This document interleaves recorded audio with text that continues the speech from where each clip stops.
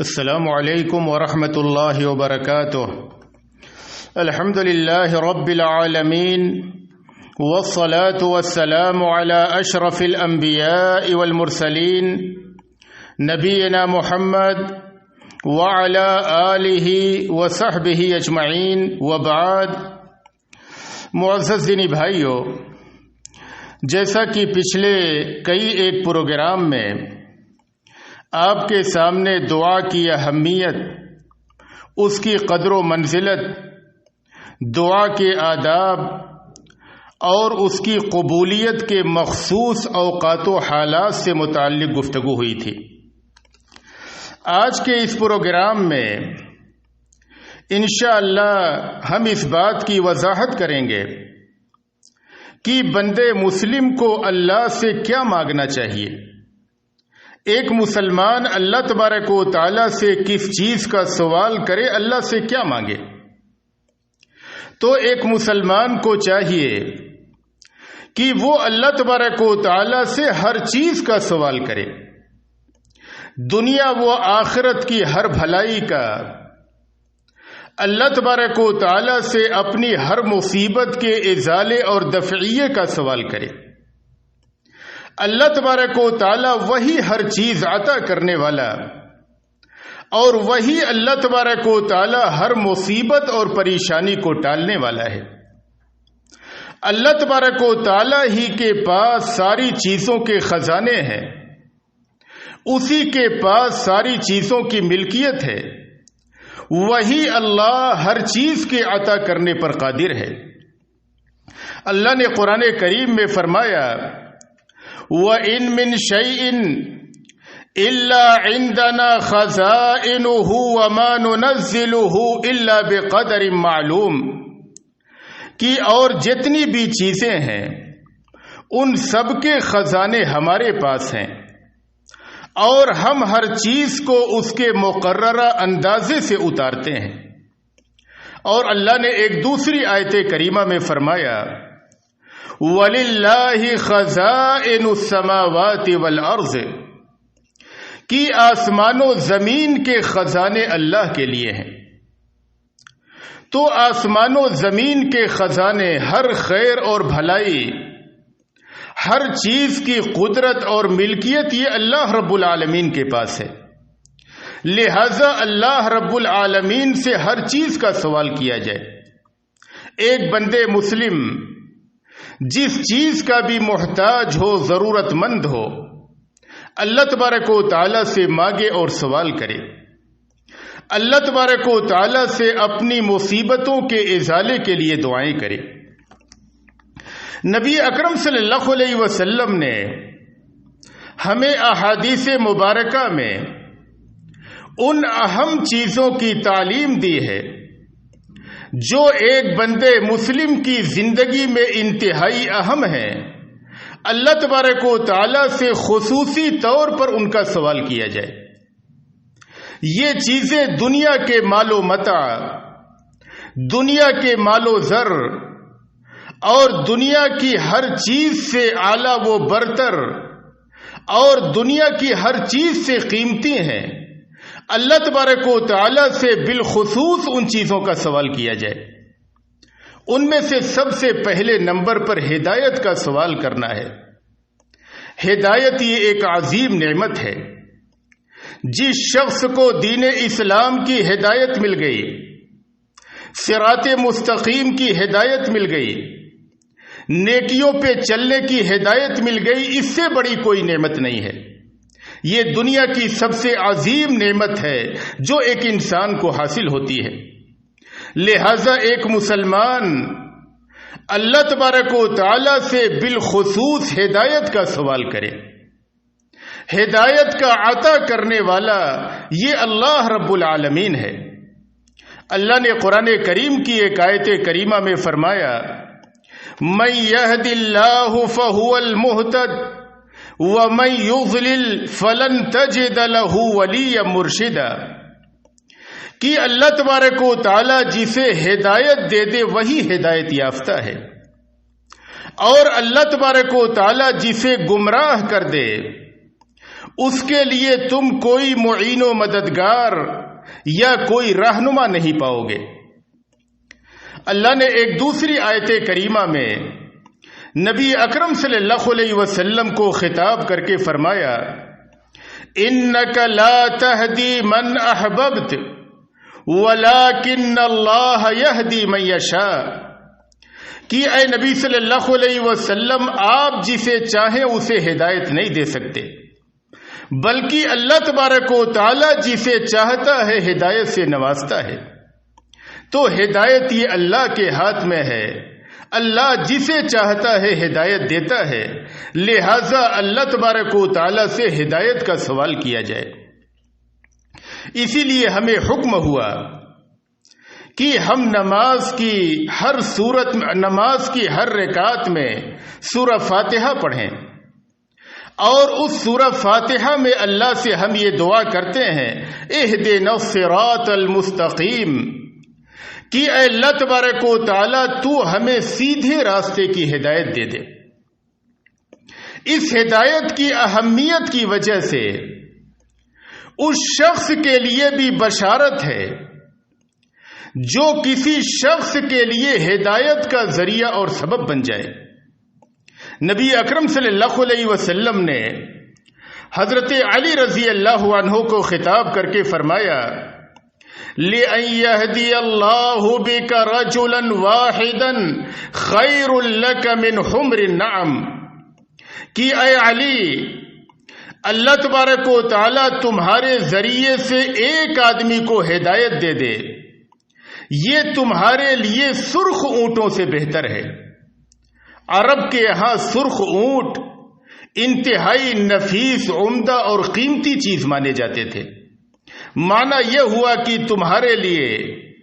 دنیا کے مال و متاع اور ساز و سامان سے بہتر ہے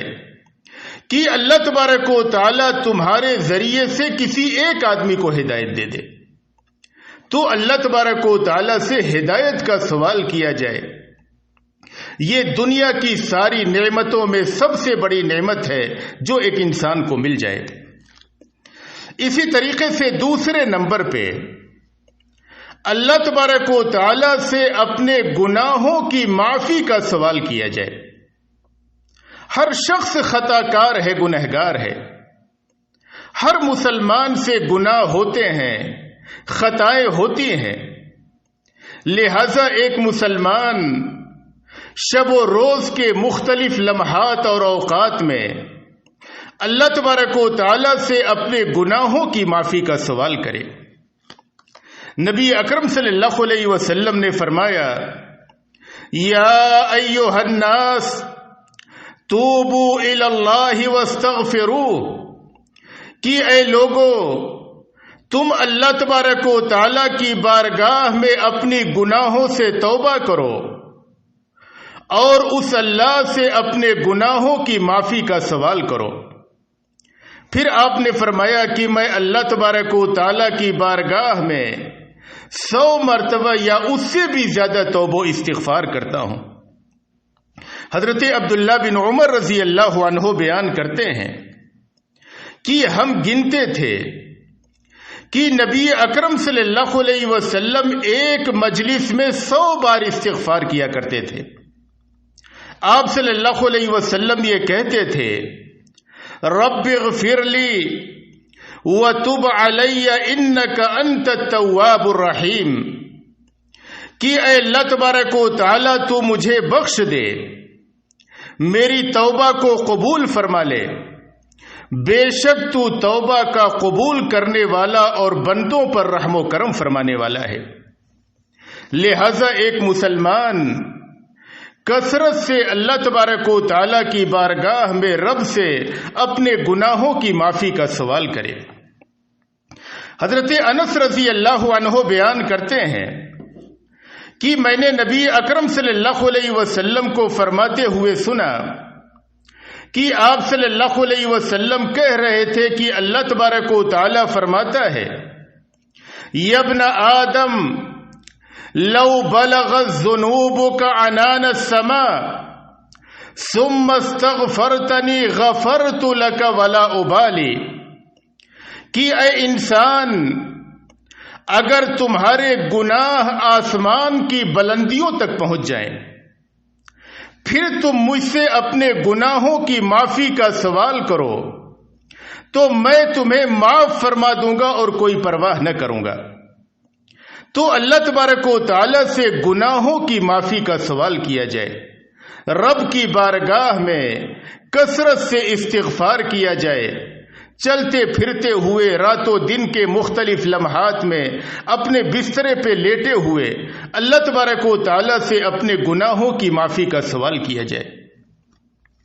اسی طریقے سے تیسرے نمبر پہ ایک مسلمان اللہ تبارک و تعالی سے جنت کا سوال کرے اور جہنم سے پناہ مانگے۔ جنت کا مل جانا یہ ایک بندے مسلم کی سب سے بڑی کامیابی ہے، بلکہ ایک مسلمان کی زندگی کا خلاصہ اور اس کی عبادتوں کا مطلوب یہی ہے کہ اللہ تبارک و تعالیٰ اس سے راضی اور خوش ہو جائے اور اللہ تبارک و تعالیٰ اسے اپنی رحمت سے جنت میں داخل فرما دے۔ لہذا اللہ سے جنت کا سوال کیا جائے۔ بندے مسلم جب بھی دعائیں کرے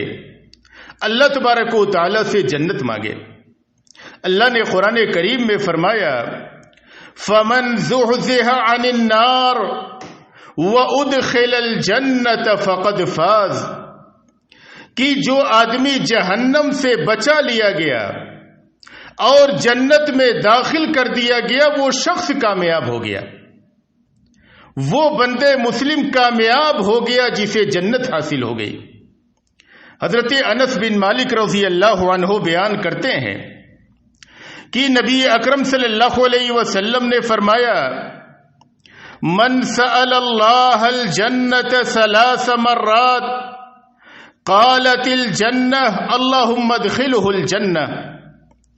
کہ جو شخص اللہ تبارک و تعالی سے 3 بار جنت کا سوال کرتا ہے تو جنت کہتی ہے کہ اے اللہ تو اسے جنت میں داخل فرما دے، اور جو آدمی 3 بار جہنم سے پناہ مانگتا ہے تو جہنم کہتی ہے کہ اے اللہ تبارک و تعالیٰ تو اسے جہنم سے محفوظ فرما دے۔ تو سب سے قیمتی چیز جس کا سوال ایک بندے مسلم اپنے رب سے کرے وہ جنت کا سوال کرنا ہے۔ اسی طریقے سے چوتھے نمبر پہ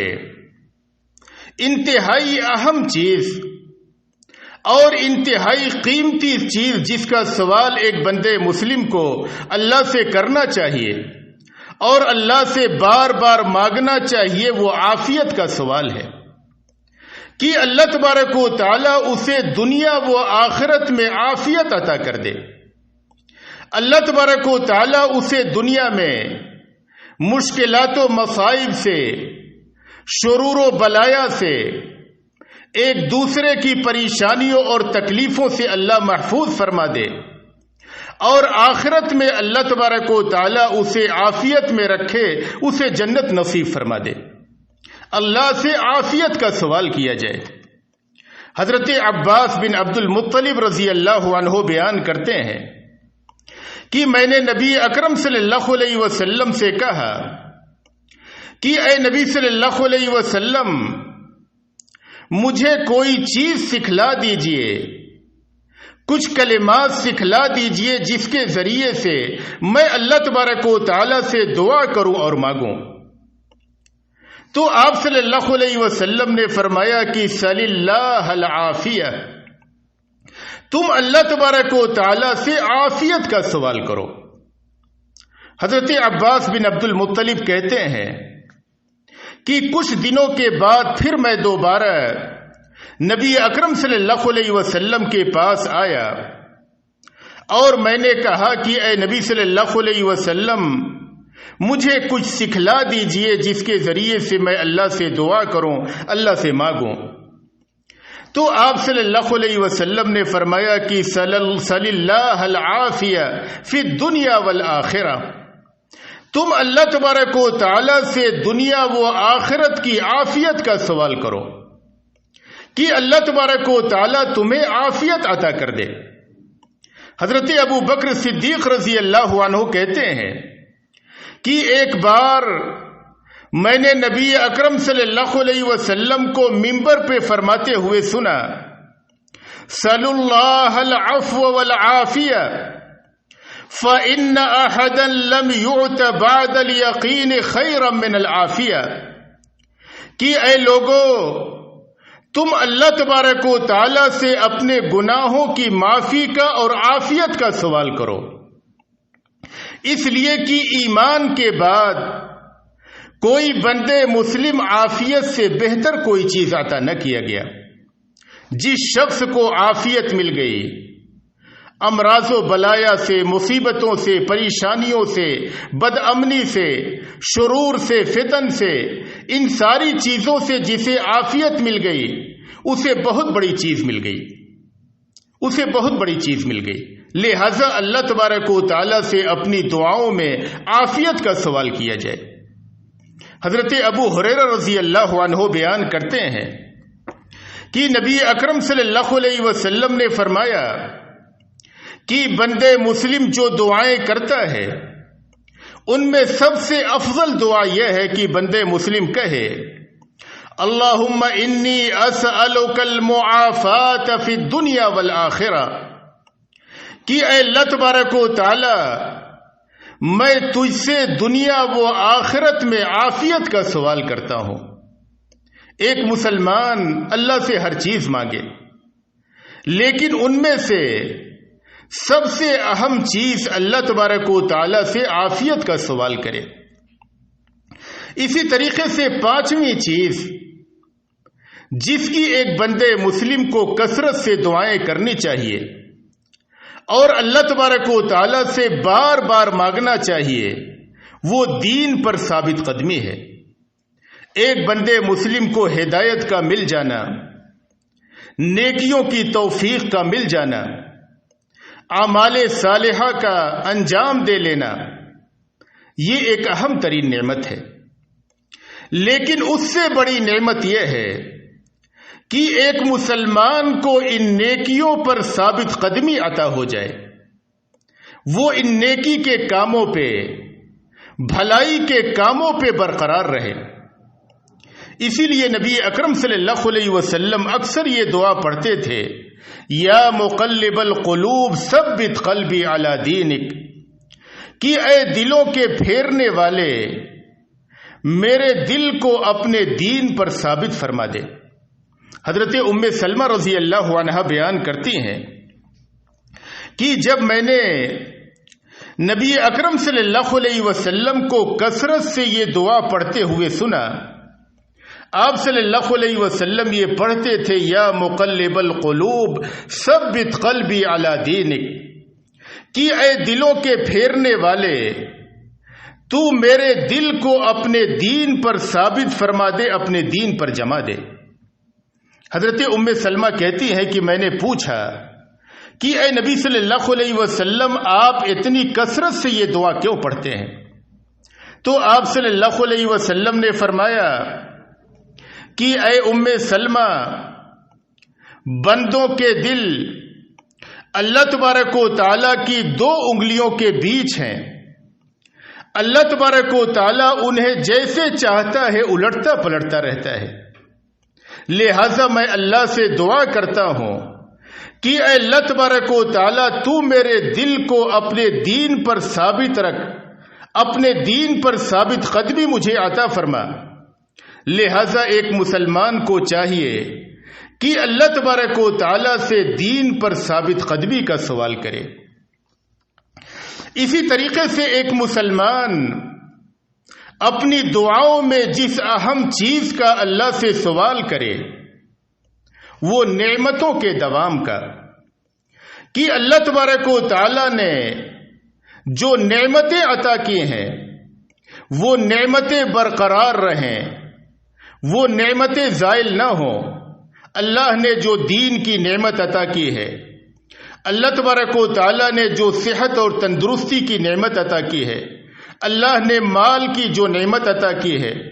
اللہ نے امن و امان کی جو نعمت عطا کی ہے، ایک بندے مسلم کو دعا کرنا چاہیے کہ اے اللہ تبارک و تعالیٰ تو ان نعمتوں کو برقرار رکھ اور یہ نعمتیں مجھ سے چھن نہ جائیں۔ اسی لیے نبی اکرم صلی اللہ علیہ وسلم دنیا و آخرت کی بھلائی کا سوال کرتے ہوئے یہ دعا پڑھتے تھے، اللہم اصلح لی دینی الذی هو عصمت امری واصلح لی دنیای التی فیہا معاشی واصلح لی آخرتی التی الیہا معادی واجعل الحیاة زیادة لی من کل خیر والموت راحة لی من کل شر۔ نبی اکرم صلی اللہ علیہ وسلم یہ دعا پڑھتے تھے۔ حضرت عبداللہ بن عمر رضی اللہ عنہ بیان کرتے ہیں کہ نبی اکرم صلی اللہ علیہ وسلم یہ دعا پڑھتے تھے، اللہم انی اعوذ بک من زوال نعمتک وتحول عافیتک وفجاءت نقمتک وجمیع سخطک،